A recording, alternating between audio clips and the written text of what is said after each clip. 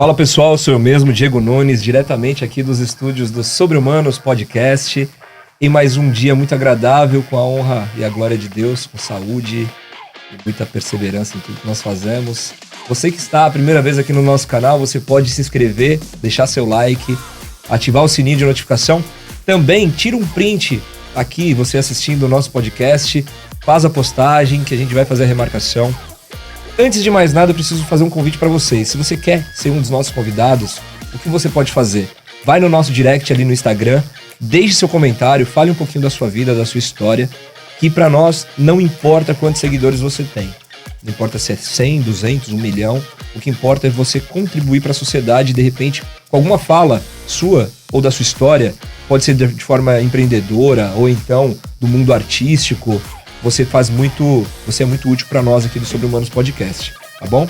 Então, antes de falar dos nossos parceiros, vou apresentar hoje aqui, para quem não conhece a imagem dele, o Wesley Mourão está ao meu lado, no meu lado direito aqui. Obrigado. Essa figura carismática, presença marcante. Tô aprendendo a me vestir melhor com o Wesley. Não, você tá de Religion, né? O Wesley é da W3 Company. Eu não vou fazer o merchan da W3 Company porque ele está aqui, ele fará, vou jogar no peito dele. Quem sabe faz ao vivo. Não quero nem saber. E eu nem combinei isso com ele. Tá sabendo agora. Não, a gente pega tudo. W3 Company, na realidade, é uma agência de marketing e publicidade. Desde marketing, audiovisual, documentários, séries, uma infinidade de coisas. Se você não conhece a W3 Company, então acessa lá, W3 Company, agência de marketing e publicidade. Falar de outro parceiro nosso, que é a Religion Clothing. O que você tá fazendo na Religion lá? Fala pra mim. A Religion, no mês de maio, vamos inaugurar a loja oficial, uma grande marca, né?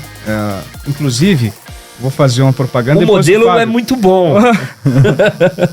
Mas todos os botões são pinturas automotivas, a qualidade do tecido é sensacional. Então a loja online, as pessoas vão poder comprar a partir do mês de maio através da loja online da Religion e desfrutar de várias peças exclusivas e, enfim, uma afinidade de peças que tem. Tá gostando, Religion? Ah, cara.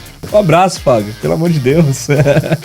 Então é isso. Religion Clothing, Religion, movemos o seu estilo.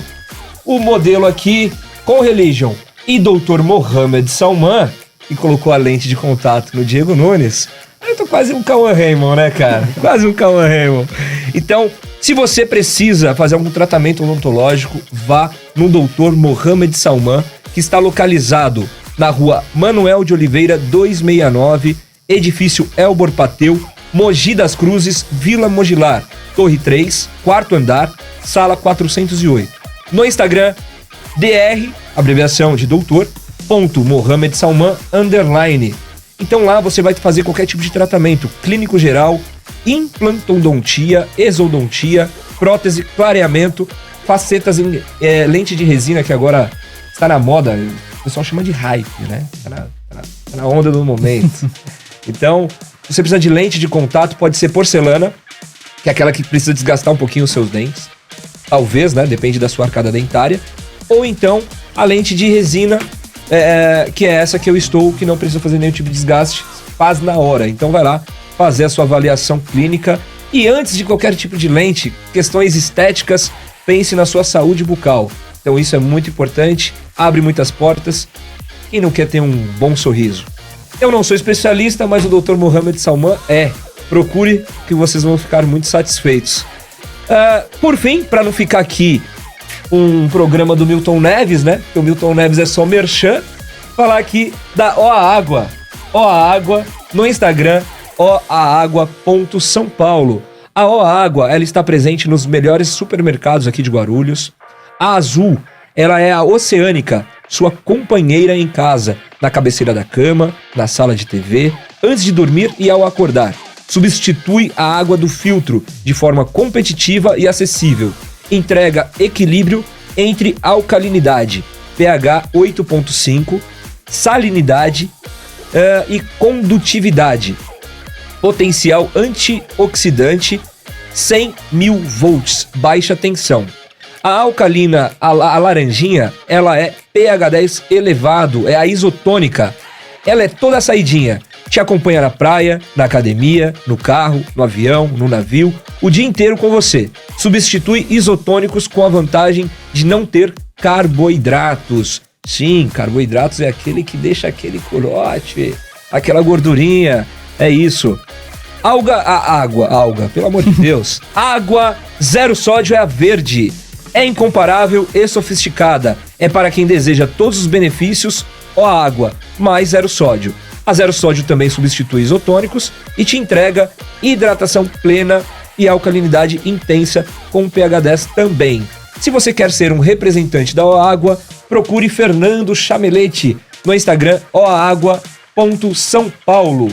E também se você quiser comprar e receber na sua casa, também pelo site oaagua.com.br. Senhor Wesley Mourão, eu gostaria que você fizesse uma breve apresentação do que nós vamos falar aqui hoje. Por gentileza. Uma história sensacional que você vai acompanhar aqui hoje.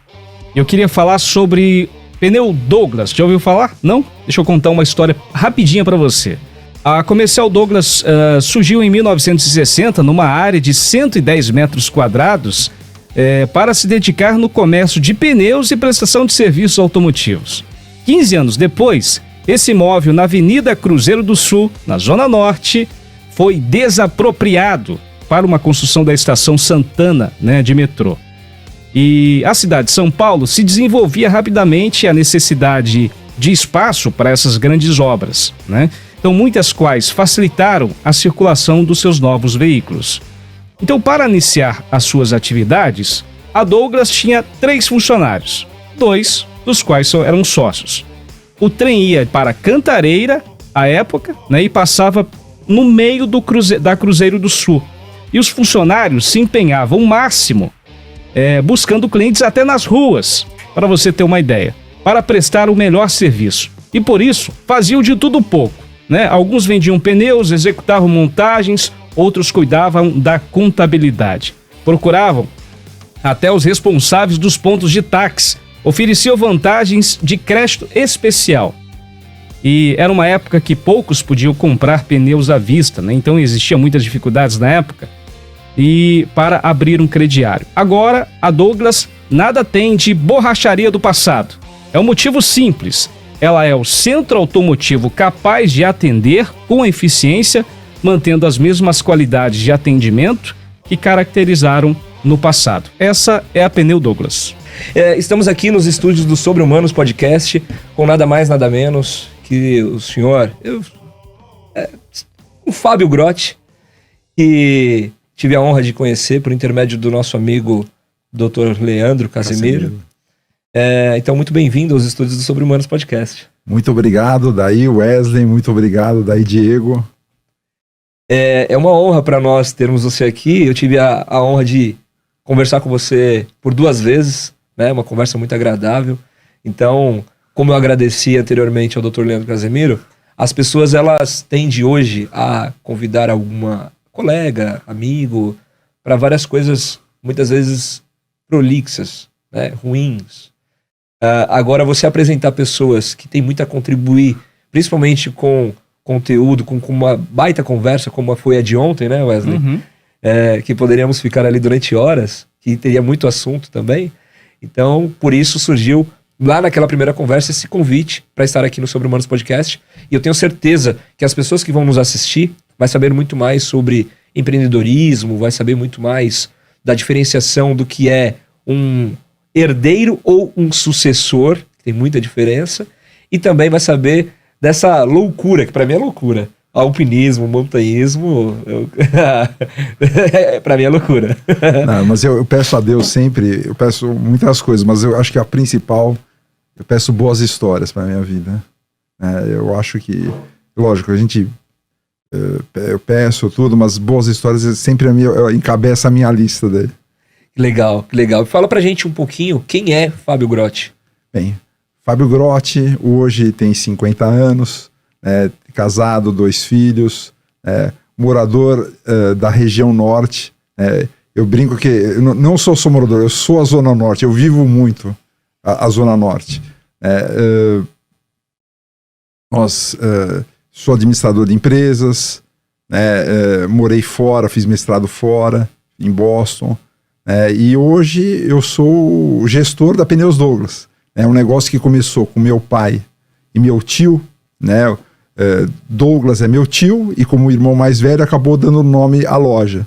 Mas meu pai, por exemplo, que era o irmão mais novo, tinha 17 anos quando começou o negócio. Caramba. E faleceu o ano passado. Você vê, foram quase 60 e poucos anos daí com o mesmo proprietário daí. Eu entrei lá nos anos 90 e desde então venho contribuindo daí. Caramba, já são dali pelo menos 32 anos, né? Sim. De Douglas, já tô aumentando meu tempo lá. Já.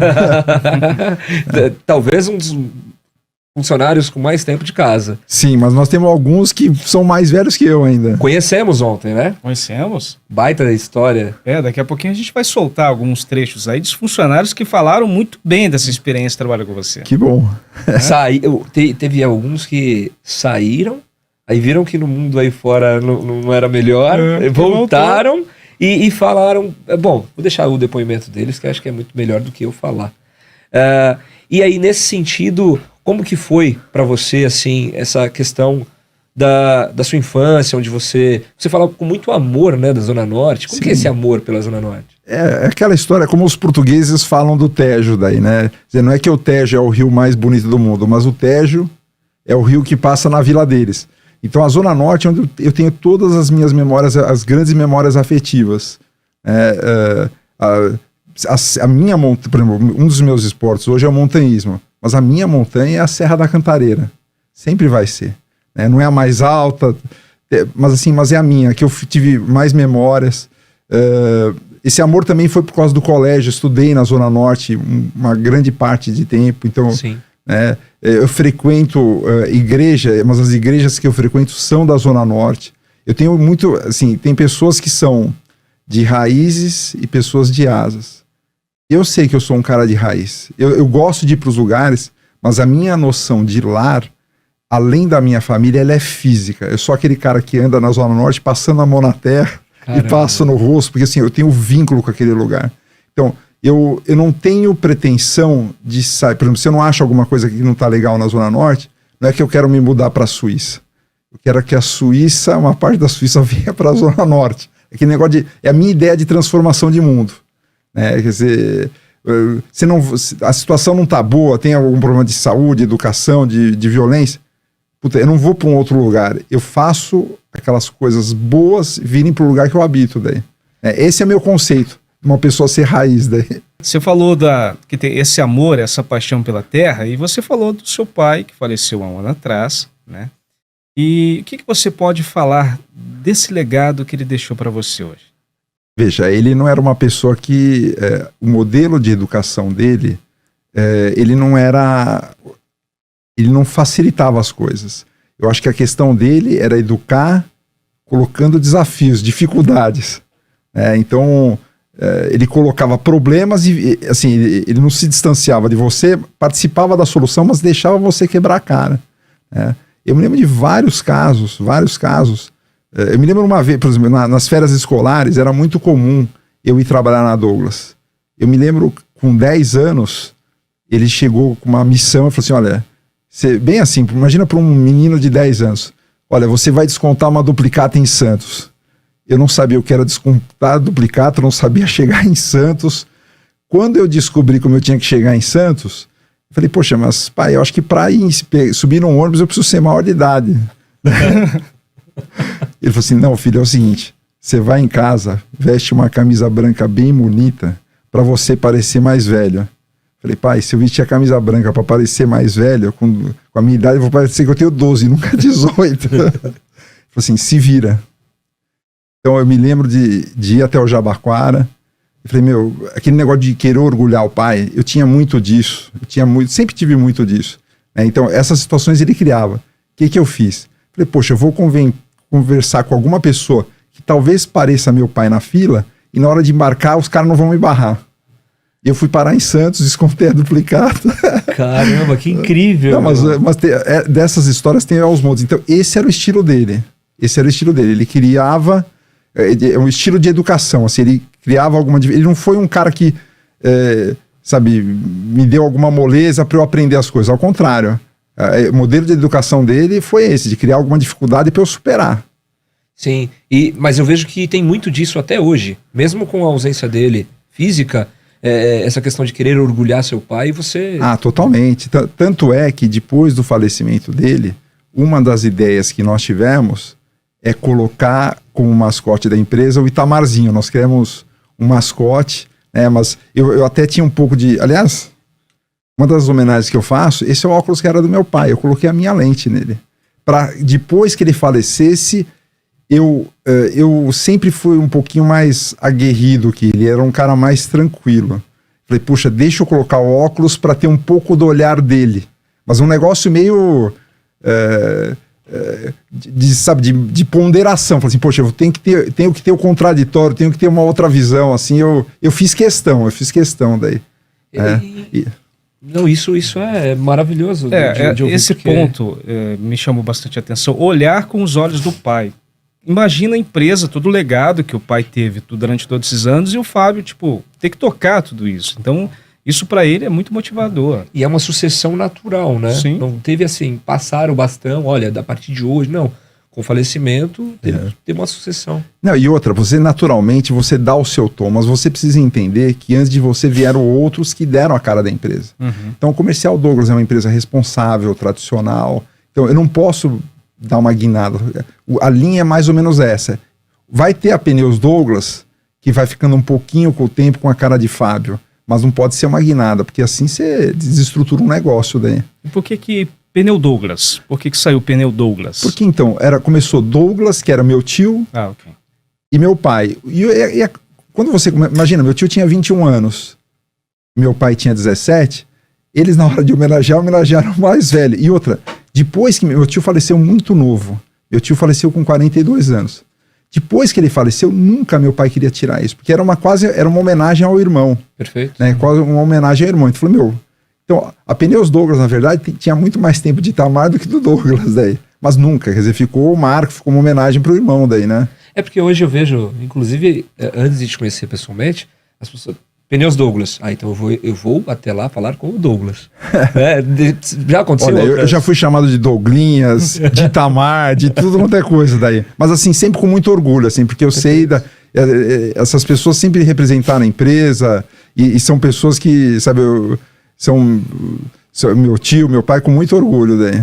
Não, imagino. E essa questão que você falou, não ter essa cisão repentina, também por isso a questão da Cilce, por exemplo, ela foi durante muito tempo, até onde eu sei, secretária do seu pai. E hoje ela continua na empresa, continua fazendo um trabalho exemplar e tudo mais. Também por isso? Eu acho que sim, porque eu tenho certeza que, por exemplo, quando ela vê alguma coisa tomando outro rumo que não seria a escolha do meu pai, provavelmente ela iria soltar um comentário, olha, seu pai faria diferente. E eu juro que nessa hora eu dou um passo atrás e no mínimo me induz a uma reflexão. Se o que eu estou fazendo, o que eu estou fazendo? É isso mesmo? É o caminho que nós temos que trilhar mais rápido, mais devagar? No mínimo eu me dou o direito de ouvir uma coisa diferente do que eu faria naturalmente. Daí. Você tem que ter muito isso na vida, eu acho. Né? De ouvir o contraditório, ouvir aquilo... Não faleceu, me parece que um dos assessores do Pelé, o Pepito, diz que logo que eles se conheceram, diz que o Pelé veio com uma calça vermelha, uma camisa azul, e todo mundo elogiando lá o manequim dele. Esse cara pegou e falou, você tá ridículo. Ele nem conhecia o cara. Ele falou assim, eu sou o cara que vou te dizer as coisas que você precisa ouvir, não que você vai gostar. Eu acho que a Cilce na minha vida, nesse sentido, ela vai me falar as coisas que talvez meu pai falaria na hora, me dar um conselho. É por isso que eu fiz questão de manter daí. Pô, muito legal, cara. Eu não sabia, né? O Leandro me passou mais ou menos essa expertise, essa informação. E eu acho que porque normalmente a pessoa que é herdeiro, que alguns livros que eu leio por administrar empresas, sou formado em administração de empresas também. Então, fala muito sobre essa questão de você ser sucessor e multiplicar o que seu pai deixou. Tanto a questão dos princípios, os valores, mas também, de repente, algum patrimônio. Nós tínhamos engraçado que nós tínhamos um jeito de tratar, acho que o acordo que nós fizemos no dia 1. Enquanto você estiver aqui, é o seu brinquedo. Você é a palavra só quando você não estiver aqui que a minha palavra vai ser a final. Então, quando ele ia viajar, acontecia alguma coisa, eu era o decisor. Mas aconteceu N vezes. São acordos simples, por exemplo, porque ele queria para a esquerda ou para a direita. Eu falei, pai, eu acho que está errado, mas você falou esquerda, é esquerda. Isso também fez com que a Douglas continuasse. Porque eu vejo muito isso, que ruptura entre pais e filhos, que o cara simplesmente acha que o pai está desatualizado. Nós tivemos uma forma bem simples de trabalho. Você é o decisor 1. Você é o decisor 1. Sim. O que eu posso fazer é te influenciar para você mudar de opinião. Mas se você achar que é aquilo, é o que nós vamos fazer. Perfeito. Isso facilitou o dia a dia horrores daí.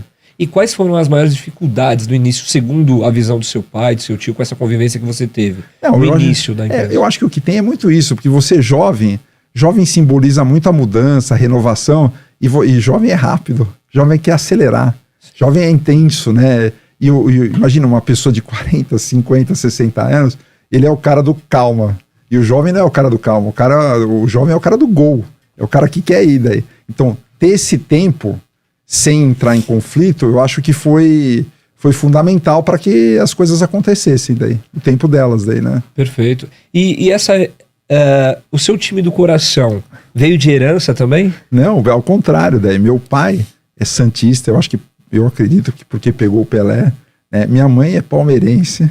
Pô, pelo amor de Deus, de onde veio o seu time do coração? Não, então, é que, veja, eu sou de 71, então, quando eu comecei a ter alguma noção de futebol, de alguma coisa, foi quando o Corinthians começou a ganhar, e assim eu me identifiquei muito com esse negócio da raça. Então, para mim não importava, por incrível que pareça, se o Corinthians ganhava ou perdesse. Eu não gostava quando o Corinthians não jogava com vontade. Porque daí eu falo assim, é como se fosse assistir uma comédia e virasse um drama daí. Você fala, pô, não tá caracterizando. Então, eu sempre me vinculei muito ao jeito corintiano. Mas assim, eu associava isso a jogar com raça, com vontade. Ganhar e perder faz parte do jogo. Mas quando eu não conseguia aceitar quando os jogadores naquele momento entregavam o jogo, tiravam o pé. Eu falei, isso não é o jeito Corinthians de jogada. Mas aí para o seu tio ou seu pai, principalmente seu pai, tranquilo? O santista, um torcedor a escolha foi tranquila? Foi, ele não era radical, nem minha mãe menos ainda. Quer dizer, eles tinham uma simpatia, gostavam, brincalhões. Eu acho que provavelmente eu era mais...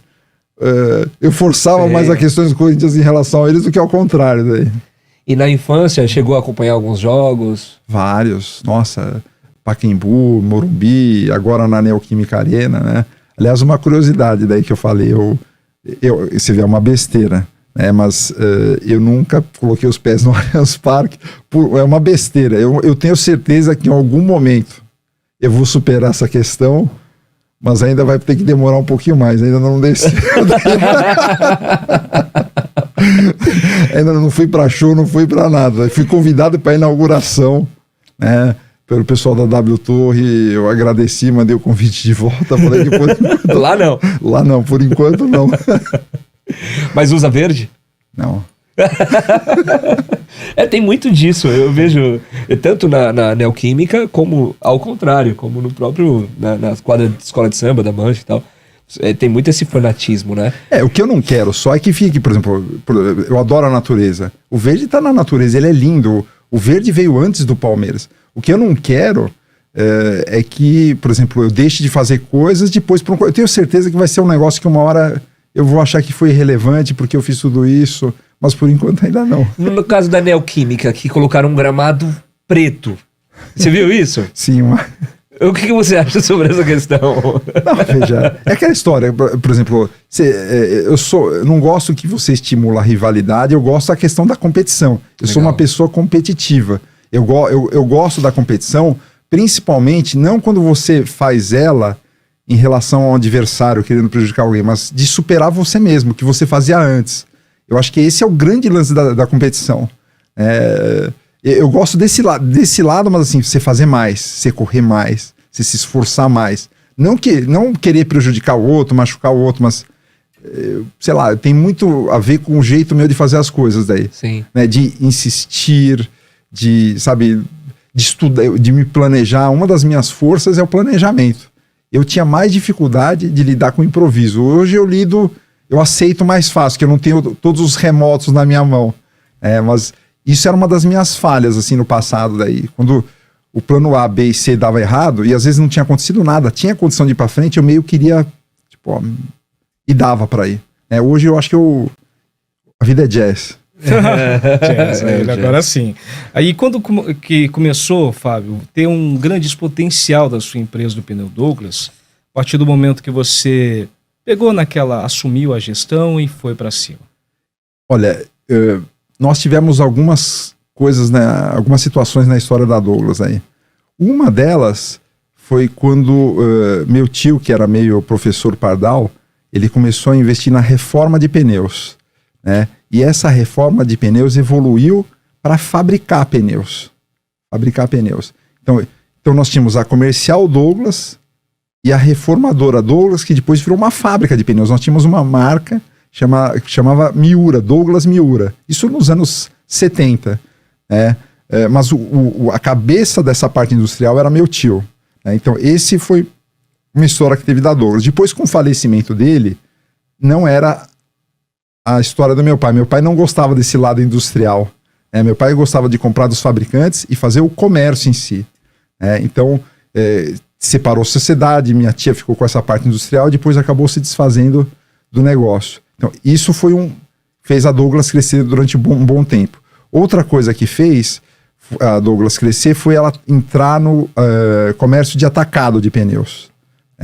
Nós fizemos uma jogada de negócio que acabou injetando muito dinheiro na empresa, e daí nós pensamos, poxa, agora nós vamos, no lugar de comprar de outras pessoas, nós vamos comprar das fábricas direto, e nós vamos comprar um volume maior, e com isso nós vamos ter um poder de negociação maior, que foi o que aconteceu. A Douglas, ela tem essa tradição, ela tem as 3 lojas para atender o consumidor final, e isso faz parte da história da Douglas, ela não abre mão, mas hoje, sei lá, o atacado da empresa responde por 90% do faturamento daí. Perfeito. E essa questão do atacado, quando ela surgiu? E como que foi essa negociação? E mais ou menos de época e tudo mais? Olha, meu tio tem um dedinho um pouco nessa história. O que aconteceu? E a questão dos comerciantes daí. Meu tio precisava comprar matéria-prima, e uma das matérias-primas da indústria era a borracha natural. Só que dessa vez ele não foi fazer negociação, ele foi mandar meu pai. E tinha dado um problema numa carga de um navio de borracha natural no porto, e ele pediu pro meu pai comprar 5 toneladas, sei lá, um navio de 500, de não sei quantas mil toneladas, ele mandou comprar 5 toneladas para usar na indústria. Meu pai foi lá e comprou o navio inteiro. Ele comprou um navio inteiro, ousadia. Era provavelmente umas 50 vezes o faturamento mensal da empresa. Umas 50 vezes, ele tinha que pagar em 5 dias, inclusive. Ele com isso, o que ele fez? Só que ele pediu uma amostra. Ele pediu uma amostra do que ele tinha comprado. Com essa amostra da borracha natural, ele acabou indo nas indústrias. Ele foi na Levorin, na Pirelli, na Goodyear, na Firestone, na Magion, tudo. E ele vendeu um negócio que ele não tinha nem pago. Com isso, o capital dele multiplicou por 30, 40, numa tacada só. Então ele tinha um capital para tocar uma loja, 2 lojas. Ele simplesmente, de uma hora para outra, começou a ter capital para 30, 40 lojas. Só que ele não quis abrir as 30, 40 lojas. Ele quis investir na compra e no atacado. Foi aí que nós pulamos de prateleira daí. Não, foi mais a questão de ousadia mesmo? Totalmente. Risco e benefício, como qualquer outra coisa, né? O que te motiva aí atrás da coisa é o pote de ouro. Porque assim, você tem uma sociedade. Tá decidido pela sociedade, né? Que vai fazer tal coisa ou de tal jeito, e aí o sócio vai e dá esse tiro. Não, meu tio na época falou assim, eu nunca deveria ter chamado você para ser sócio dessa empresa, como que você me coloca numa fria dessa? Mas aquela história, eram irmãos que começaram junto, eles estavam dispostos a perder tudo e começar do zero. Difícil ganhar de um cara desses, né? Porque o cara, ele quer começar, ele aceita varrer o chão de novo. A maioria não quer. Não tem medo de perder em nenhum momento. Não tenho medo de perder, mas assim, a questão é que você pode ganhar. Foi o que aconteceu deles. Meu pai simplesmente chegou um dia na moeda da época, sei lá, na Pirelli, queria falar com o presidente. Imagina que o presidente da Pirelli ia atender um cara que era um subrevendedor. Ele deu um cheque para a secretária e falou assim, mostra isso para ele, fala que eu quero comprar e tenho isso na conta. 16 milhões, 20 milhões e tal. O cara saiu, recebeu e nós fizemos a nossa primeira compra na fábrica daí. Ousadia pura. Porque é o que a gente tá falando. Porque imagina se a pessoa vai realmente receber. Se realmente vai... Mas aí, acredito que ele tinha realmente esse valor na conta ou não? Não tinha nada. Ele não tinha nada. Ele tinha 1/50 daquela compra. Caramba. 1/50 daquela compra, fez o capital todo, né? Ele pegou aquele negócio que era 50 vezes o que ele ia comprar e transformou, sei lá, em 150. Sim. Né? Foi um grande acerto. A gente fala de pequenos acertos, nesse caso foi um grande acerto. E na questão da tecnologia, né? Porque parece que nessa época vocês já seu pai, seu tio, trouxeram uma máquina de alinhamento, balanceamento. Como que era? Eu não sei exatamente. Então, esse é o lado... Isso tem uma contribuição que é do meu pai, mas muito mais do meu tio. Meu tio tinha essa vertente meio de engenharia. Ele achava que você tinha que oferecer serviços diferenciados. Você fala, poxa, adianta o cara colocar o consumidor colocar um pneu novo e não ver como... É como um sapato, você vai assentar ele no solo. Né, convergência, divergência, caster, nós temos que fazer esse serviço, e já existia isso fora do país, né? Então ele foi lá, buscou essa tecnologia, e nós somos a primeira empresa que ofereceu alinhamento de direção no Brasil daí. E como que era nessa época, que ano mais ou menos era isso, e como que o carro, que acho que eu lembro que na nossa conversa falou que o carro ficava batendo, cara. Isso foi, imagina, nos anos 70, nós estamos falando há muito tempo atrás. Numa época em que, por exemplo, quando passava um carro na Cruzeiro do Sul, segundo meu pai e meu tio, eles sabiam que era o dono, porque eram poucos. O advogado, o doutor Mohamed, sabia exatamente quem era o dono. Faz muito tempo isso, né? Caramba, que legal. Muito legal. Agora, uma coisa interessante, Fábio, também, enfim, teve todo o potencial, o sucesso, mas eu acredito que também teve o declínio algumas vezes. Sim, a época da pandemia é um exemplo disso. Então, até parece meio pecaminoso falar um negócio desse, mas nós triplicamos o nosso faturamento na pandemia. Mas por quê? Por quê? Ela trouxe muitas dificuldades a todos. A questão é que nós estávamos mais preparados para passar pela tormenta daí.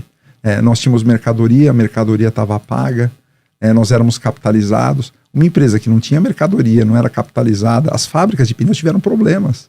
Elas cortaram a produção. Nessa hora, quem tem mercadoria vira rei, né? Verdade. Quem tem mercadoria seria o equivalente na época do confiscamento lá do Collor, o cara com dinheiro na mão. O cara parou, o cara não podia ter mais de X mil reais na conta. Pô, eu tenho dinheiro aqui, X milhões. Eu saio comprando coisa. É verdade. Eu saio comprando coisa. É oportunidade daí. E por ter morado... Mas não foi nada de estratégia. Quer dizer, isso tem um pouco do perfil da Douglas de fazer negócio. Ela é mais conservadora, ela se estoca. Então, quando tem essas tormentas, ela tem esse perfil de sobrevivência. Quando as outras caem, ela passa. Isso foi herdado desse óculos aí, né? Sim, com certeza. Com certeza. A visão do pai. Totalmente. E quando ele fala de estocar, eu lembro já do montanhismo já. De estocar, de carregar alimento. Não, você é que nós o ruim é a questão é sempre o equilíbrio. Teve épocas que nós exageramos na dose do xarope. Nós chegamos a ter 300 mil pneus de estoque. A fábrica, às vezes, não tinha... Imagina, nós tínhamos 100 funcionários, a fábrica tinha 3, 4 mil. A fábrica, às vezes, não tinha isso. E nós tínhamos. Isso fez sentido também numa época de inflação. Onde valia a pena você investir no produto porque ele era uma garantia. Um pneu era um pneu. Ele não era X reais. Hoje a inflação hoje tá voltando um pouco disso. Hoje a inflação de pneus está sendo 30% ao ano. O que você tem no mercado financeiro que te dá 30% ao ano sem risco? Porque o pneu tá parado, não tem risco nenhum. O que você tem de aplicação segura que te dá 30%, sei lá, 3% 3% ao mês? Quase nada. Quase nada. Quase nada. E tem muitos funcionários lá com muitos anos de casa. Sim. Como é que faz para mantê-los motivados a todo esse tempo? Porque nós falamos com algumas pessoas e você vê o brilho no olhar, nós ouvimos eles dizendo sobre a questão de investimento na educação, de profissionalização. E de partilhar do sonho. E também aquela história, por exemplo, tem muita gente que na primeira chacoalhada larga a mão. Isso em tudo, em relacionamento, em qualquer coisa. Nós somos o cara que, por exemplo, nós entramos na montanha e o cara sabe que ele vai passar o diabo, mas assim, ele vai terminar do seu lado. Se você vai morrer de algum jeito, Ele vai ser o cara que vai te ouvir o último suspiro, ouvir sua última história. Ele não vai sair andando. Eles acham que tem um pouco desse perfil, eles sabem disso. Nós não vamos abandonar eles por nada, nós vamos passar por tudo. Oi, meu nome é Reginaldo, tá? Eu trabalho na Douglas, eu fiquei até 2017, tá? Tive que sair, tá? Mas estou de volta de novo, tá? Gosto de trabalhar aqui, tá? Tem muitos anos, já se fosse antes de sair, ia completar uns 30 anos na Douglas. Tá? Aqui o nosso serviço é o seguinte, nós tenta resolver o problema do cliente, tá? Depende do problema que ele esteja, né? Também tem agilidade, tem equipamento, também é a última geração, tá? Que seja o serviço ficar perfeito, tá? E assim, eu sempre gostei, eu levanto já com a vontade de vir trabalhar e poder ajudar os clientes que aparecem aqui na Douglas. Qual o nome do senhor? Lídio, Lídio. isto. Qual que é o cargo do senhor aqui na empresa? Eu sou encarregado da parte logística. De logística, certo. E quais são os clientes e como que é o trabalho do senhor aqui? Exemplo, quantos pneus vocês despacham por dia? Fala um pouquinho pra gente. Em média, 100 pneus de carga por dia, mas varia muito. Tem entrega que às vezes chega a ser 500 pneus por dia, mas em média, 100 pneus por dia de carga é o que a gente costuma entregar. 100 pneus por dia. Quais são os maiores clientes que vocês possuem? A gente tem empresa paulista, temos Mercado Car, são os clientes potenciais, a rede da Volta Supermercado, também cliente grande, dentre outras por aí. E aqui o senhor que faz toda a adequação aí de documento, vistoria, para saber despachar diariamente esses pneus. Fala um pouquinho, qual exatamente é o serviço do senhor?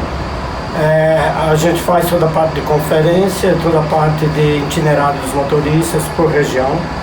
A gente atende a região do Vale do Paraíba, Baixada Santista, toda a parte do ABC, Zona Leste, Zona Norte, então a gente divide as entregas. Muito obrigado. Graças. Eu sou Almeida, trabalho aqui na Pneus Douglas há 16 anos. Entrei como ajudante de oficina, hoje sou mecânico alinhador e meu forte aqui, especialidade é no alinhamento, né? E o nosso forte hoje é direcionado ao alinhamento 3D, né? Que foi uma das primeiras lojas da T-Máquina 3D aqui e é o que a gente prioriza aí mais nessa parte do alinhamento. Diariamente, são quantos média de clientes diários aqui que procura Douglas Pneus? Alinhamento em média, a gente faz uns 10 alinhamentos no dia, né? Sim. Isso aí num dia comum, né? Fora os dias de pico, né? Perfeito. Hoje, por exemplo, pós-feriado, a procura também é bastante? Agendamento? Hoje normalmente está um pouco mais fraco porque foi um feriado prolongado, né? Mas normalmente, tipo, antes do feriado e pós-feriado, vamos por segunda-feira, depois do feriado é bem movimentado. Qual o tempo de duração para alinhar um caminhão, por exemplo? Um caminhão? Depende muito, né? Mas média um caminhão levaram uns 40 minutos para fazer um alinhamento. E qual que é a importância de ter um alinhamento, balanceamento num caminhão? Dele na estrada, qual que é a importância de periodicamente fazer esse tipo de revisão? É bom primeiro por desgaste de pneu, né? Durabilidade de pneu, ajuda na durabilidade, no desgaste e por segurança também, né? Eu vejo como um pneu Douglas, eu senti isso porque eu vi em todos os funcionários ali, conversei com alguns, é tipo como se fosse uma família, eles levam isso, a bandeira da empresa, em todos os momentos. Então, tipo assim, o Fábio, eu entendo que o Fábio é um cara que ajuda a pessoa a alcançar o seu propósito de vida. E as pessoas estão ali, entendeu? Isso é muito interessante. E aí, que você mantém esse motivado o tempo todo. Isso é muito legal. E assim, o que mais eles são gratos por você hoje? Pela essa amizade, eu acredito. Eu acho que também de dar oportunidades, né? De dar uma oportunidade. Nós tivemos uma das... eu tive N situações. Eu tive pessoa que foi me procurar para ser empregada na minha casa, empregada doméstica. Mas que eu vi o currículo assim, falei, pô, mas você tem pedagogia, você tem um monte de coisa. virou minha assistente. Eu falei, eu ainda tô precisando da empregada, mas eu vou te contratar para outra coisa, porque você tem mais potencial do que aquilo, né? E de formação, por exemplo, de carregando junto, você vendo que a pessoa tem oportunidades, né? E nós incentivamos também, todo mundo tem a sua função, mas todo mundo lá é um pouco vendedor. Todo mundo tem essa verdade. Então, em algum momento, assim, ajuda a participar da receita. Você não vai ser do contas a pagar, você vai ajudar no contas a receber de alguma forma. Né? Então, criando essa visão que a pessoa pode gerar negócios, de qualquer departamento, pode gerar negócio, ela se vê importante, ela se envolve num projeto. Né? Você coloca um projeto e fala assim, você me ajuda a tocar esse barco? Ele ajuda na construção, é que nem construir a Arca de Noé, só com todo mundo participando daí, e sabendo para que vai ser a coisa. Faz parte dessa engrenagem, né, do negócio, porque a gente viu lá ontem, inclusive a Camila que nos acompanhou na empresa, eu falei, pô, eu acho que ela também vende, pelo jeito que ela estava falando, sobre metas, sobre outras coisas. Todo mundo, eu falei assim, eu brinquei uma época, eu falei, olha, você é a contadora, você é a copeira, mas todo mundo é vendedor. Todo mundo é vendedor. Se você vê que alguma coisa não está indo do jeito que deveria, você, copeira, vai lá e entra no meio e tenta ajudar. Você é contadora, ajuda a resolver a situação, desata o nó para a venda sair. Todo mundo é um pouco vendedor. Eu acho que tem isso. Todo mundo tem que ser vendedor na vida, não tem? Sim, claro. Não é? Todo mundo tem que ser vendedor na vida. Mas você sabe que, por exemplo, eu contei, só voltando, aquela situação quem foi o cara que assumiu o risco foi meu pai, mas o cara que normalmente assumiu o risco era o meu tio. Porque por ele ter mandado seu pai, ele assumiu. Não, mas tem histórias dessas que também envolvem a Serra da Cantareira que são ótimas. Não sei se nós temos... Por favor. Né? Não, claro, o meu tio uma vez foi fazer uma cobrança no Rio de Janeiro. E ele tinha um carro diferentão na época dos anos 60, 70, que era um Malibu. Ele falou, eu vou cobrar o cara tá devendo X, tal. E era a cara do Douglas isso. Ele chegou, foi cobrar o cara. 2 dias depois, voltou. E voltou o carro do Douglas, um cara que não era o Douglas dirigindo. Eu falei, pô, mas... E meu pai ficou com o maior receio. Falei, pô, deve ser aqueles caras mafiosos. Mataram e ainda vieram trazer o corpo no porta-mala daí, né? Tipo, nunca vai me cobrar, nunca mais, tal.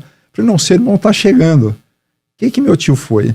Meu tio foi cobrar, e aquela história, quando você vai tomar alguma coisa de alguém, a pessoa não vai entregar os anéis. Ela vai entregar o artigo ruim, aquilo que não usa, ou coisa quebrada. E na época ele viu que o cara tinha um helicóptero. Mas ele falou, mas esse helicóptero é maior que a minha dívida. Falei, então vamos fazer o seguinte. Eu fico com o helicóptero e eu fico lhe devendo tanto e vou pagar desse jeito. Tá bom, mas e agora? Como que você vai levar o helicóptero? Me explica que eu vou voltar pilotando. Eu tá de brincadeira, vou voltar pilotando. Mas como que você vai voltar pilotando? Me explica os comandos e eu vou seguindo a Dutra.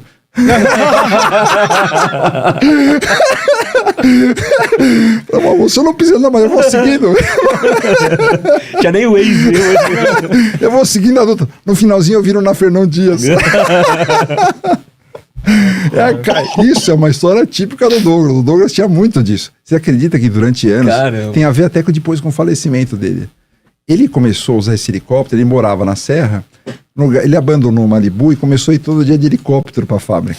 Pousava ali na entrada da fábrica, não sei o quê. Depois de uns 6, 7 anos, ele falou, poxa, eu acho que é prudente, talvez eu tirar um brevet. Vai que acontece alguma coisa com esse helicóptero, não sei o que e tal. Depois de um bom tempo. 6, 7 anos. O que aconteceu? Me parece, não sei se ainda isso é feito. Um dos exames que se fazia era uma chapa da cabeça, alguma coisa. Ele descobriu que tinha um tumor e morreu 3 meses depois. Foi assim que o Douglas acabou deixando... Caramba, foi fazer um exame. Foi fazer um exame por conta do negócio do helicóptero. E tem pessoas que falam pra mim que é bom você não saber que você tem alguma coisa. Eu não vou no médico pra não descobrir nada. Cada um tem uma reação. Tem uma reação. E outra, imagina começo dos anos 80, você falava em câncer, era quase um decreto de morte. É verdade. Tem muita gente que meio que se entregava, não sei o que, ele acabou sendo um negócio rápido daí. Nessa quilometragem, né, Fábio, a gente tem aí a quilometragem do Fábio, né, pela vida, e a gente tem também alguns hobbies aí, né? Vai falar pra gente, não? Não, posso. Eu tive alguns esportes na minha vida. O meu melhor amigo é meu melhor amigo por causa do tênis. Nós jogávamos tanto tênis e conversávamos tanto que ele virou meu melhor amigo desde os 5 anos de idade. Caramba. Então, é até engraçado, os meus amigos me adoram, mas eles sabem que o posto de melhor amigo é um posto que nunca vai ficar vago daí, né? Então, esse foi o primeiro esporte. Depois, eu morei fora. Você pode falar quem é o melhor nome? Chama Paulo Sérgio, Giovanelli Guimarães. Legal. O Paulão. Fazer essa... O Paulão, aí. um abraço. Depois, quando eu morei fora, eu engordei muito. Eu cheguei a pesar 115 quilos. E para perder peso, eu usei aquela máxima: consumir pouco e gastar muito. Então eu comecei a fazer corrida de rua. E como as coisas que eu faço, eu fui evoluindo, corri 5, 10, daí quis correr, eu achei que eu não ia conseguir correr uma São Silvestre. Eu já corri 20 e poucas São Silvestre. Todas aquelas medalhas lá. Sim, corri maratona, mas eu fui evoluindo. Fazendo isso. Daí. Então, corrida foi o meu segundo esporte, né? Até que depois, num determinado ponto, que daí tem a ver com pneu também, começou o montanhismo, né? Cada mercado tem o seu jeito de negociar, e esse mercado específico, a forma de negociar dele era te dar canseira. Então ele te marcava às 10 horas da manhã, mas na agenda do comprador estava anotado meio-dia. Então ele ligava para a esposa, mandava e-mail, você não sabia se o cara ia te chamar às 10, 10 e meia, 11 horas, você sofria. A ideia é que quando você ia sair para almoçar, eles, não, pode vir aqui, você já estava desgastado, você já queria tocar rápido o negócio, e ele não, ele estava sossegado e tal. Bem, esse mercado na época, foi bem na época da guerra dos supermercados, né? Tinha Extra, Walmart, Carrefour e tal. Eles todo final de semana era a mesma história. Eles faziam uma negociação segunda a terça, quinta-feira chegava a mercadoria e na sexta eles soltavam um tabloide. No Jornal Nacional era jornalzinho no mercado, o outro mercado era surpreendido e na segunda-feira o outro mercado te chamava a fazer a negociação segunda a terça tal. Até que chegou uma hora e eles pediam muito dinheiro para essas propagandas. Falei, poxa, nós pagamos toda semana 200, 300 mil, né, de propaganda e tal. E no final, o pneu que eu vendo não é pneus Douglas, é o pneus do fabricante que eu represento daí, né? Eu podia fazer esse cara vir aqui ajudar a pagar a conta daí, né? Eu chamei o pessoal na época lá da área comercial, e esse rapaz que veio, esse cara era apaixonado por montanhismo. Então, o que acabou acontecendo? Nessas 2 horas de espera, ele ficava falando sobre a paixão dele sobre montanhas, né? Falei, pô, tá pagando 300 mil, pode falar do que ele quiser daí, né? Mas 2, 3 vezes por mês, isso, 2, 3 vezes por mês. E é lógico, todo mundo que você falou do brilho nos olhos, tudo, quando a pessoa fala com esse brilho nos olhos, a não ser que seja um negócio muito diferente, começa a te ganhar um pouco. Aí você fala, poxa, será que é legal mesmo? Eu acho meio... É coisa de filme, mas eu não vou colocar o pé ali, mas ele começa a falar com o machão, até que um dia ele me deu um checkmate. Falou assim, olha, nós estamos em 2010, no final de 2010, começo de 2011, você vai subir comigo a Aconcagua. Falei, meu amigo, eu não subi nem o Pico do Jaraguá, como que eu vou subir a Aconcagua? Morre gente, quase 7 mil metros. Falei, treina. Ele falou assim, treina. Se prepara, treina, você sabe que você tem 1 ano para ficar pronto. Foi assim que eu ingressei nesse esporte. Logo no Aconcagua, que é um dos maiores. Do Ocidente, o Aconcagua é o maior. Então, da Europa para cá, as Américas, tudo é o maior que tem daí. E qual foi a experiência na primeira subida? Olha, foi primeiro que tem os pontos fortes e os fracos. Meu ponto forte sempre foi o planejamento. Então, eu planejei N situações que podiam acontecer Plano A, plano B, plano C, plano D. Eu comprava muito remédio, porque eu falei, putz, e se eu tiver dor de garganta, e se soltar o intestino, e se não sei o que, se eu tiver edema cerebral. Então, e eu não tinha farmácia do lado, eu tinha que estar preparado para tudo isso. Então, eu me preparei muito. Então, o ruim de quem é muito planejado, excessivamente planejado, é que o cara anda no trilho. E o cara, às vezes, não olha para o lado. Então, eu me lembro que aconteceu uma situação que, assim, o tempo piorou um pouco.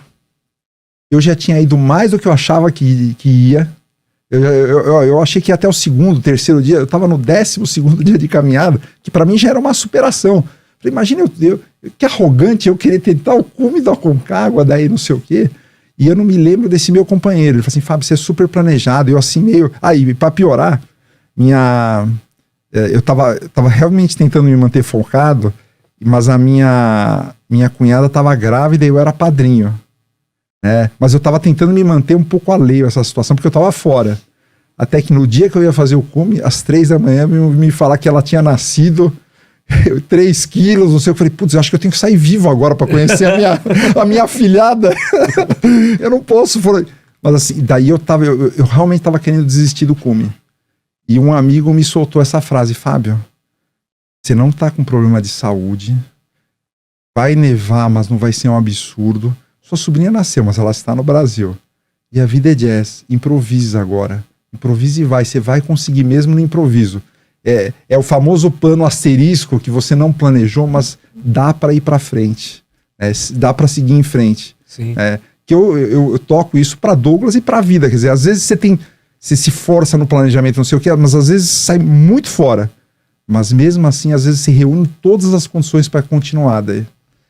E aí, como foi chegar... E nessa primeira você já levou a bandeira do Espéria? Não, então, essa daí na época eu levava só a bandeira do Corinthians. Um amigo meu falou assim, pô, você tem que levar a bandeira da Pneus Douglas, isso sim, que eu mandei já fazer. Já mandei fazer, ela vai ser mostrada nas próximas expedições aí. Quantas ao total já foi Fábio?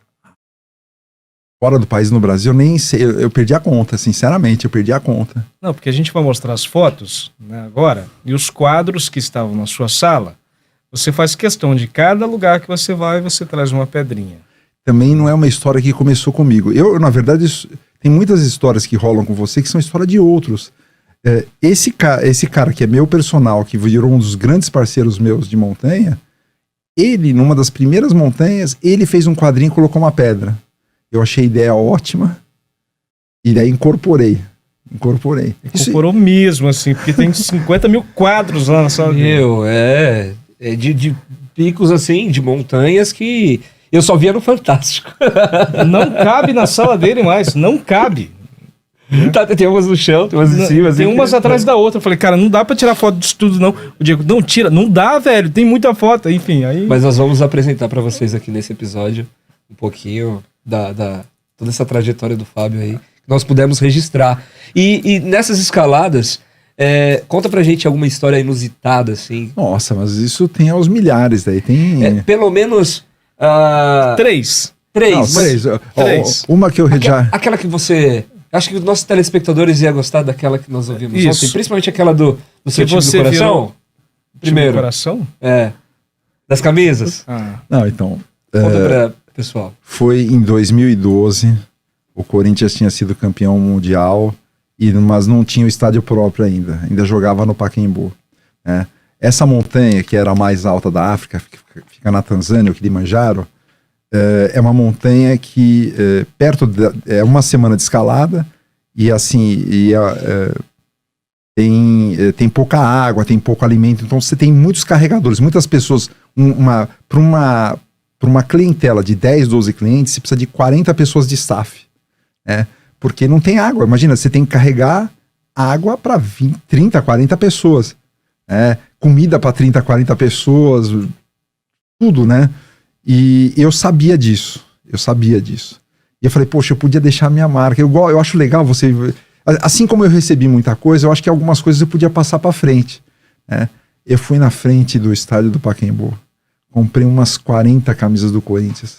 Cheguei pro chefe dos carregadores. Falei, meu caro, eu ia ficar muito honrado se você distribuir para os seus carregadores essa camisa do Corinthians. Tinha Nunca Vou Te Abandonar, do Corinthians, de tudo quanto é geração e tal.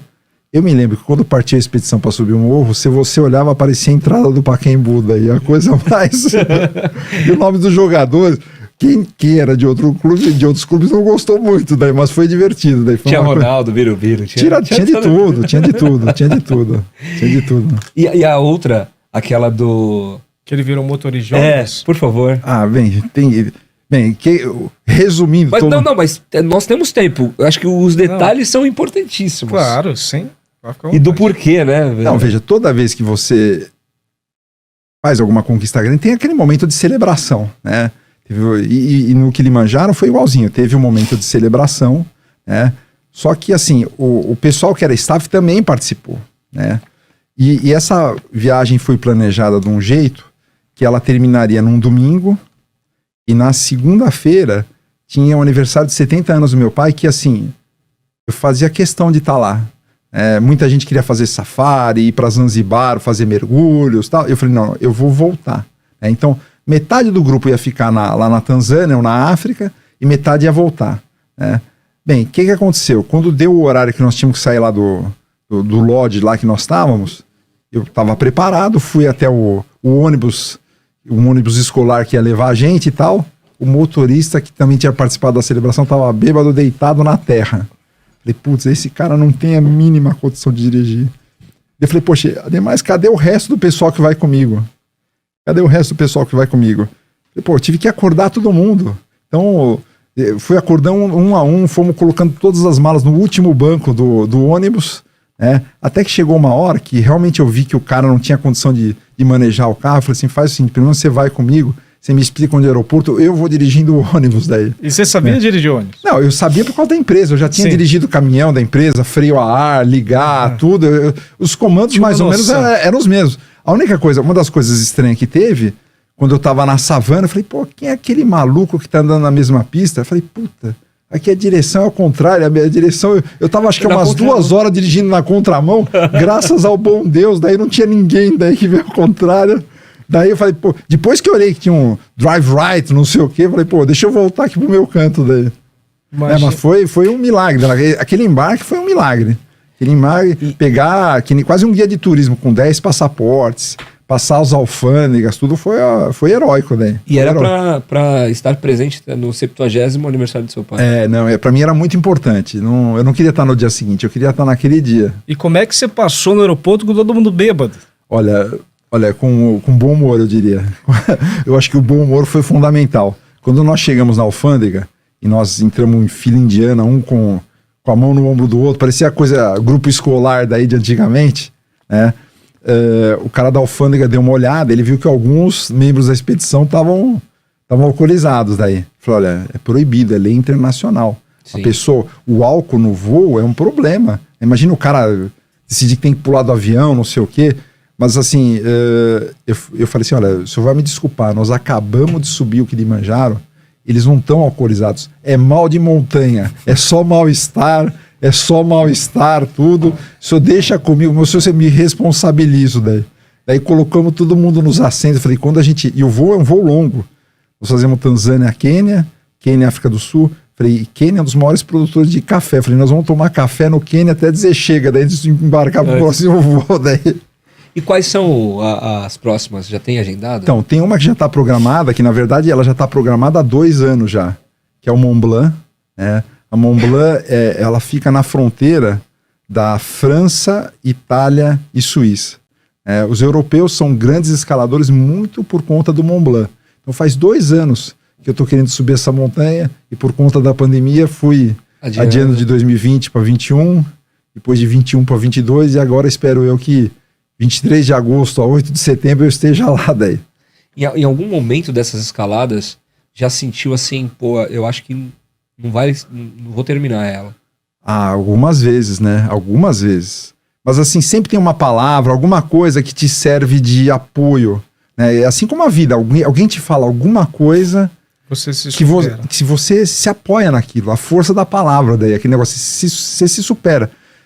A impressão que eu tenho é que você não só vira a página, mas você sobe um degrau na vida. Você fala assim, puta, eu superei isso. Eu sou mais do que eu era antes daí, porque pra mim realmente era um bloqueio. Bem, um dos bloqueios que eu tenho, eu não gosto de voar de avião. Eu não gosto de voar de avião. Durante uma época, se eu pudesse ir por terra, se fosse algum lugar que desse pra ir por terra, eu preferia. Até 300, 400 quilômetros, eu preferia ir por terra. Eu cheguei a fazer São Paulo-Curitiba, em que, para não subir num Fokker 100 e baixar a cabeça assim, eu fiz São Paulo, Cuiabá, Curitiba. Só para ir num A320 e não no Fokker 100 daí. Caramba. E assim, eu tô te falando isso porque o Everest é o pior aeroporto do mundo. E assim, tem uma estatística que não é muito favorável. 1 a cada 100 aviões cai. E morre todo mundo. Você fala assim, poxa, mas é 1%. Mas vai por mim, quando é você no avião, aquele 1% se agiganta daí. Aquele 1% se agiganta, porque você A maioria dos aviões comerciais, hoje eles voam a 10 mil metros, mas ali você pensa que você está falando de um avião menor que voa entre montanhas de 8 mil metros. Então, aquela situação que você olha na janelinha e olha a nuvem para baixo, no Everest você vê parede dos dois lados. Você vê e o aeroporto, a pista é tão pequena que para compensar ela tem que ser inclinada. Para compensar, quer dizer, para o cara ter que desacelerar, foi complicado.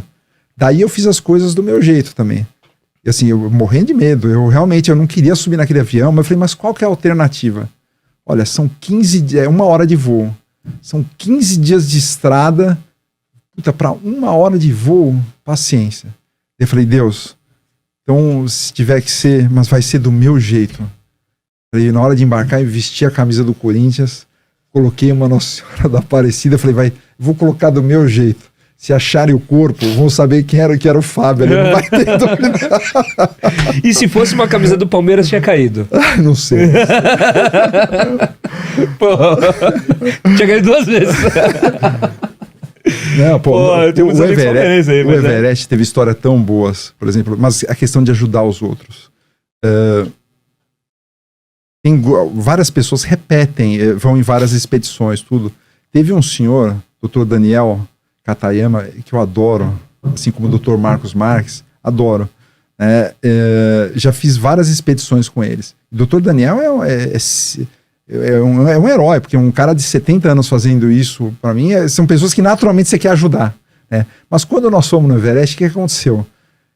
Apesar de estar fisicamente preparado, no 2º ou 3º dia ele estava se arrastando. Sabe quando você fala, putz, tem mais 10, 15 dias... Isso não é o 12º dia dele, é o 3º, e ele tá se arrastando. Eu sei que nós fizemos um pacto lá, foi muito engraçado. Eu falei, mano, não queríamos mandar ele de volta, a gente queria fazer essas coisas junto, né? O que nós fizemos? Essas são as coisas do jazz, da parte não planejada. O que nós fizemos? Num lugar que eu não conheço ninguém. Nós compramos um cavalo. Colocamos ele em cima do cavalo. Ele andou 10 dias do cavalo e depois nós entregamos o cavalo no vilarejo daí. Então durante 10 dias eu tive uma cota de um cavalo que eu ajudei a pagar para ajudar um amigo daí. Para chegar e concluir também, para estar com vocês. Sim, mas posso te falar, foi um dos melhores abraços. Quando ele chegou no mirante do Everest, no Kalapatar, e a gente falou assim, doutora, falta mais ou menos 500, 600 metros. Desce do cavalo, agora o senhor vai fazer andando. Chegar lá em cima e abraçar esse homem depois de 10, 12 dias, você fala assim, puta, valeu cada... Que legal. São histórias ótimas. Você fala assim, isso assim, ajuda o outro, mas constrói quem você é também. E se você fosse mensurar isso em palavras, em todas as superações, em todos os momentos que você subiu, se você fosse mensurar em palavras, primeiro, companheirismo, eu acredito. Sim. Superação, resiliência, o que mais que você poderia colocar aí? Acho que essas são as principais, superação, resiliência, mas também muito assim, tipo, o fator humano. Não esqueça, tanto nos erros, no acerto, que do outro lado tem um ser humano. Né? Pro bem e pro mal, assim, tente fazer escolha com amor, não com raiva, né? E nem só racional. Fala assim, putz, ele errou, acertou, mas é um humano que tentou. Então, eu acho que isso ajuda a nortear muito as coisas. Você acha que isso, na realidade, ajuda ou contribui de alguma forma? Pô, eu subi o Monte Everest, consegui chegar ao topo, eu consegui, me tornei um pouco mais forte, me superei a cada vez mais. O problema é qualquer coisa, é quando você exagera na dose do xarope. Quando você vai muito nessa vertente, você começa a ir na vertente quase do super-herói, do super-humano, né? E você, na verdade, é humano só, você não é super-humano, né? O ruim é quando a pessoa, quando ela começa a beber muito desse líquido, começa a achar que ela é mais que os outros, tal. Esse é o problema. Mas mentalmente você fica mais forte. Fica, mas o problema é quando você bebe demais, você começa a ficar arrogante, você começa a achar que você pode tudo. E na verdade você é uma pessoa falha, é humano, essa que é a verdade. O que você faz para trabalhar isso em você? Porque é muito, eu acho muito difícil. As pessoas comuns, o ser humano hoje, beber muito dessa água. Então você tem que ter coisas que te jogam de volta para a terra. Coisas normais, você tem que subir num ônibus, subir num metrô, fazer coisas que os outros fazem. Quando você começa a fazer, eu só vou frequentar tal restaurante, vou fazer tal coisa, você fica mais perto das nuvens, você acha que é Deus. É errado. Você é só humano daí. Você tem que voltar tem que sair da órbita e voltar pra Terra daí. Humildade em primeiro lugar. Não, e ó, eu juro que eu não sou humilde, mas eu reconheço na humildade um valor daí. Meu, é mais do que aquilo que eu pude presenciar em 2 conversas com o Fábio. Desse tipo de fala e também vendo... Como que é o nome dos nossos amigos que estão aqui? Eu sei os primeiros nomes, né? Eles podem... Felipe Klaus e Diego Matos. Obrigado por prestigiar aqui esse dia, tá, da gente. Foi muito bom recebê-los aqui.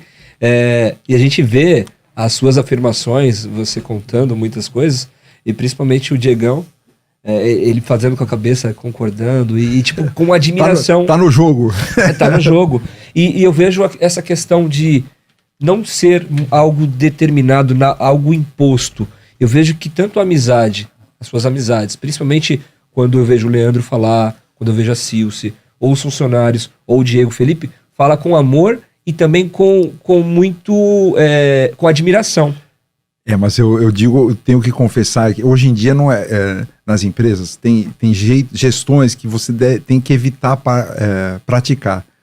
Eu juro que às vezes eu administro algumas situações por conflito.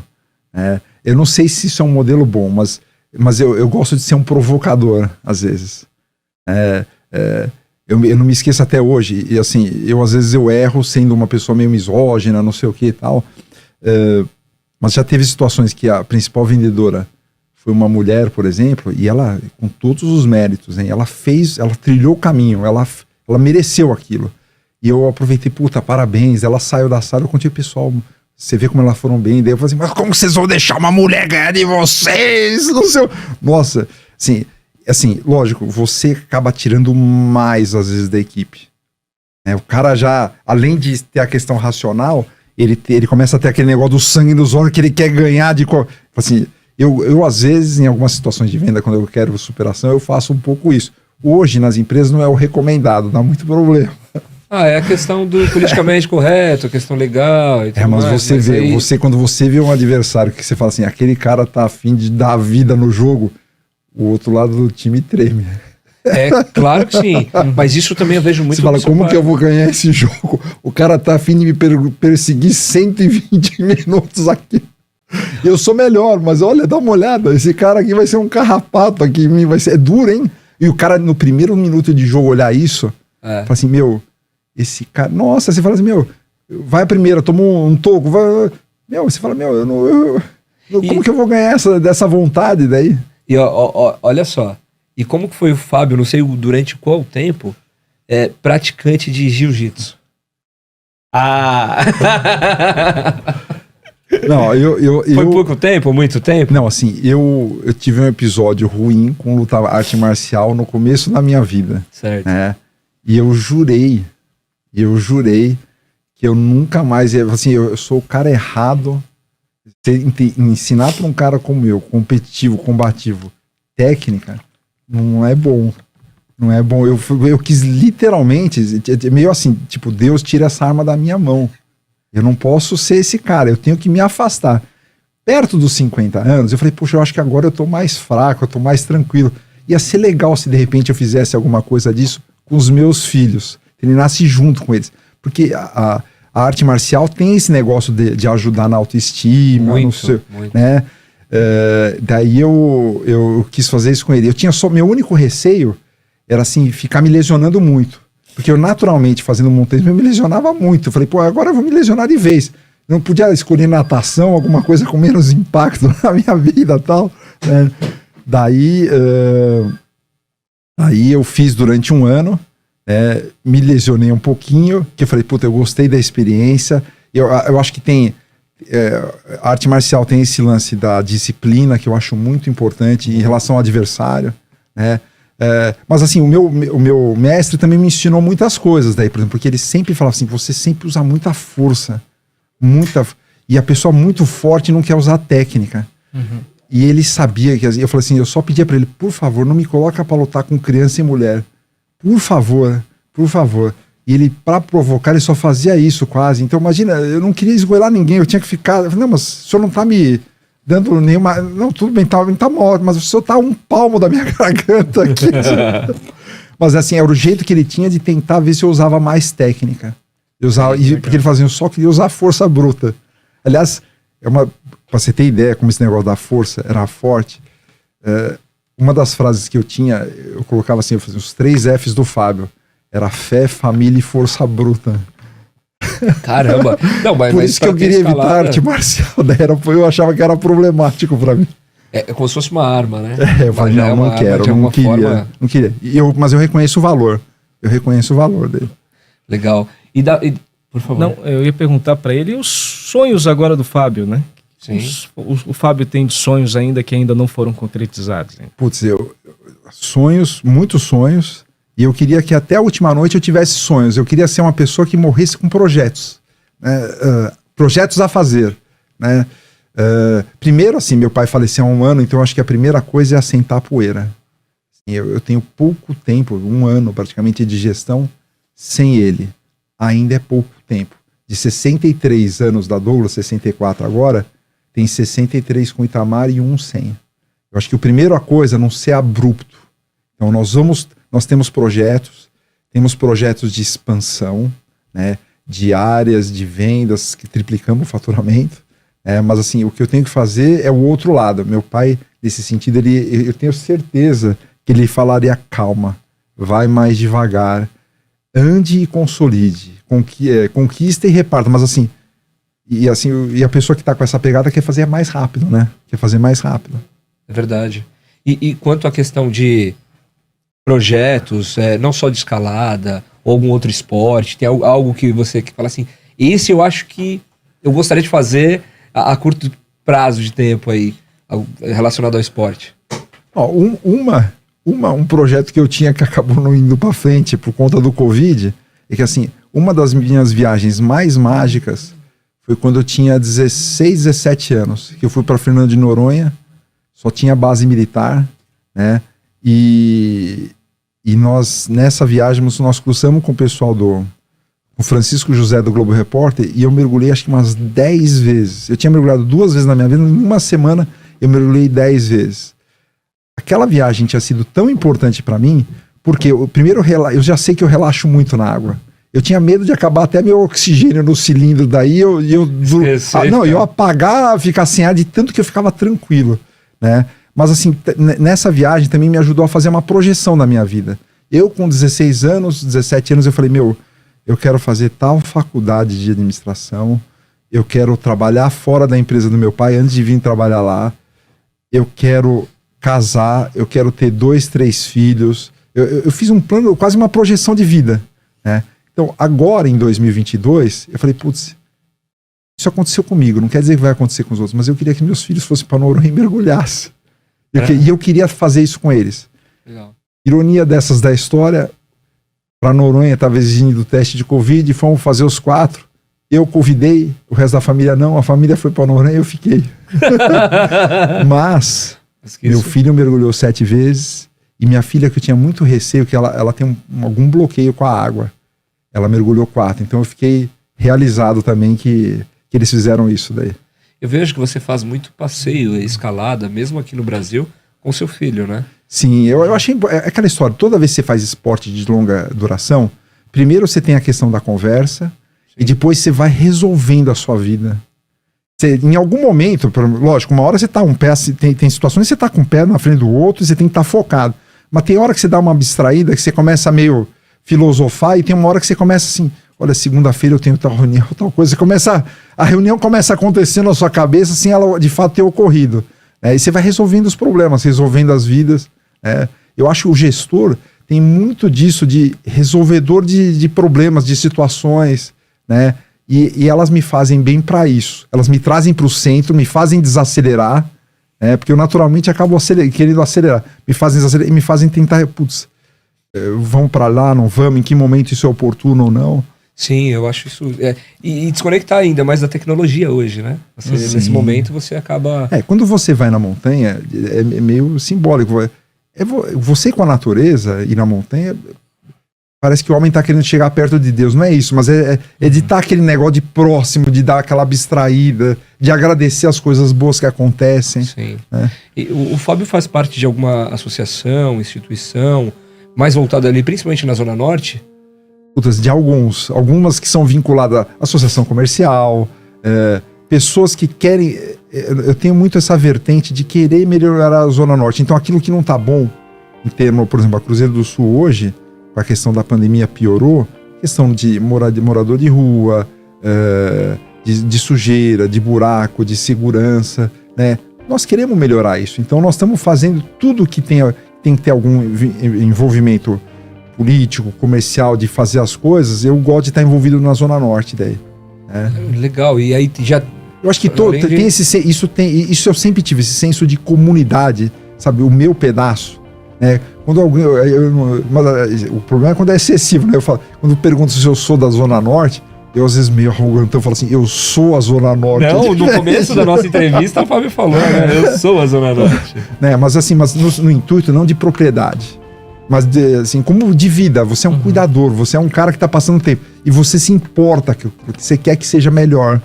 Você quer que aquilo seja melhor. Daí. Eu acho que em tudo na vida, né, o Wesley? Se as pessoas tomassem para si ser um pedaço daquilo, pode ser na empresa, pode ser em casa, um projeto de vida, ou aonde você mora. Você pode morar na Zona Norte, você pode morar em outro país, onde você estiver. Se você se integrar, se fizer parte daquilo... Mas um cara que eu te falei, um cara de asas, ele tem menos isso. O cara de asas, o negócio dele é o projeto, não é tanto o local. O cara de raiz, não. Raiz, ela dá profundidade, ela fica, né? Ela quer cuidar... Tem que ter um pouco dos dois. Sim. Mas você tem que se identificar qual animal você é. E eu tenho muito claro pra mim qual animal que eu sou. Eu gosto de ir, mas eu sei que eu vou voltar. É uma frase, só continuando um pouquinho do que você falou nesse momento, é uma frase muito importante, muito forte, que eu guardo pela vida. Onde estiver, esteja por inteiro. Eu acredito que o Fábio, em vários momentos, ele fez isso. Então, se ele estava no alpinismo, ele estava por inteiro. Se ele estava com a família, estava por inteiro. E isso a gente traz pela vida também, né? Aonde você estiver, então esteja por inteiro. Seja você trabalhando na sua empresa, sendo um funcionário, ou sendo um gerente de uma empresa. Eu vi lá, tem funcionários que chegaram como auxiliares, hoje são gerentes. E então, isso é uma coisa interessante. Uma última pergunta que eu queria fazer para você, Fábio. O que você falaria para essas pessoas, olhando para a câmera, o que você deixaria para elas de ensinamento para a vida? Aquelas pessoas que têm um sonho na vida, mas alguma coisa bloqueia, tem muitos projetos e não consegue tirar do papel. O que você fala para essas pessoas de superação, por exemplo? Eu acho que persista. Quer dizer, tenha muito do sucesso tem a ver com... Se você realmente acredita no que você está fazendo, de ficar mais tempo debaixo d'água do que os outros. Tem muito disso. E também se preparar. Eu acredito muito na preparação. Todos esses meus treinos de viagem, tudo tem a ver com me preparar para as coisas que vão acontecer depois. Então eu acho que a dica é essa, de persistência, de força mental, né? De força mental e de preparo, de se preparar para as coisas acontecerem. E aquela história... eu acho que seria a terceira.